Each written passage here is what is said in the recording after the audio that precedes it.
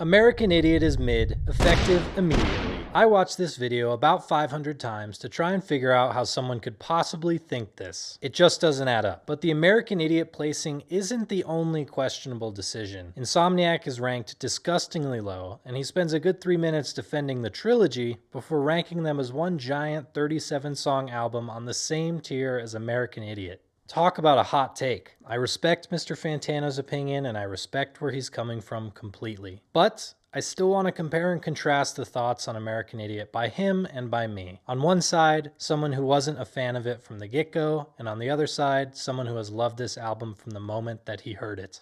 And hey, look at that. I think we're equally biased. Fantano admits that he first heard American Idiot when he was a punk purist. Because I was slowly becoming a bit of a punk purist and only listening to 70s stuff and hardcore and all sorts of... So of course he wasn't gonna like it. It's a pretty damning admission that shows he was doomed to hate this album from the very start. It's almost like admitting you were 8 when you first heard it, so of course you're gonna like it. Yeah, that's me. That's me. Setting aside my own hypocrisy, he does have some pretty vague criticisms of American Idiot. Critiques that were designed in a lab to rile up people like me. The easiest and laziest criticism that you could have about this record is calling it overrated. And although he doesn't state that explicitly, it does seem to be where his feelings about this record come from. He's like, here's all the reasons why it's not as good as people say it is, and then conveniently leaves out the mountain of reasons why people love it, why it revitalized Green Day's career, why you and everyone you know recognizes the opening notes of Wake Me Up When September Ends.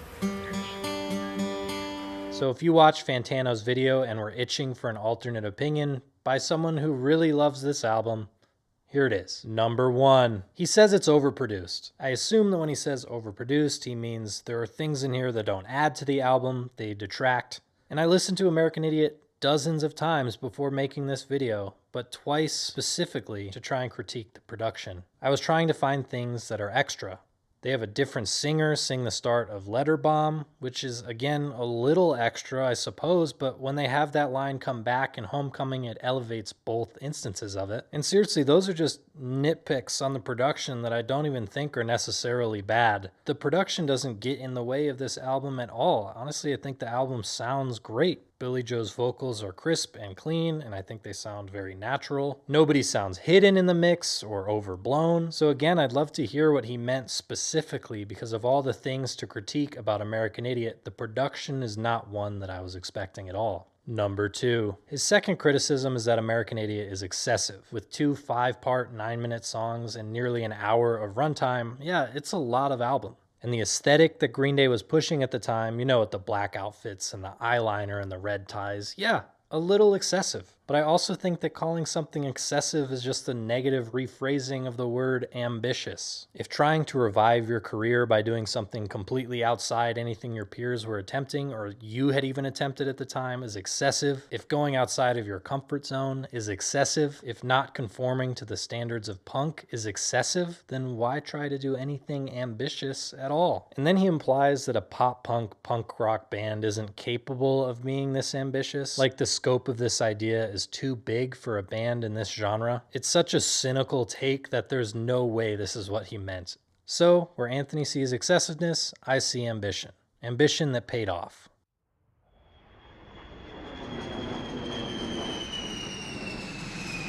Number 3.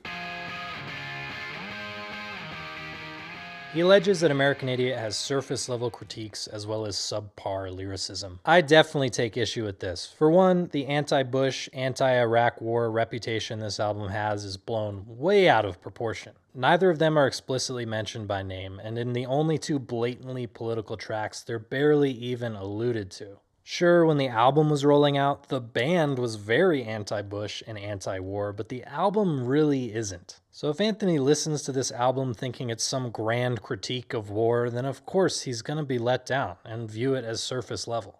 If anything, the political climate of 2004 is simply a backdrop to the story about an idiot. Through these songs, we get real, actual characters. And that is in spite of the multitude of roadblocks you'll find if you try and tell a coherent story through an album, let alone a commercially successful pop rock album.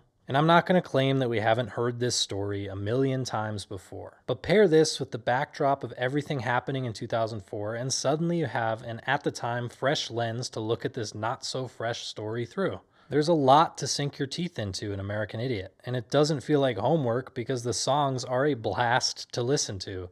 But you don't need me to tell you that, and I'm sure Anthony would agree for the most part. The themes aren't spoon-fed to the listener, but they also aren't so vague that piecing together a story feels impossible. That kind of balance takes a lyrical finesse that Anthony just isn't giving Green Day credit for.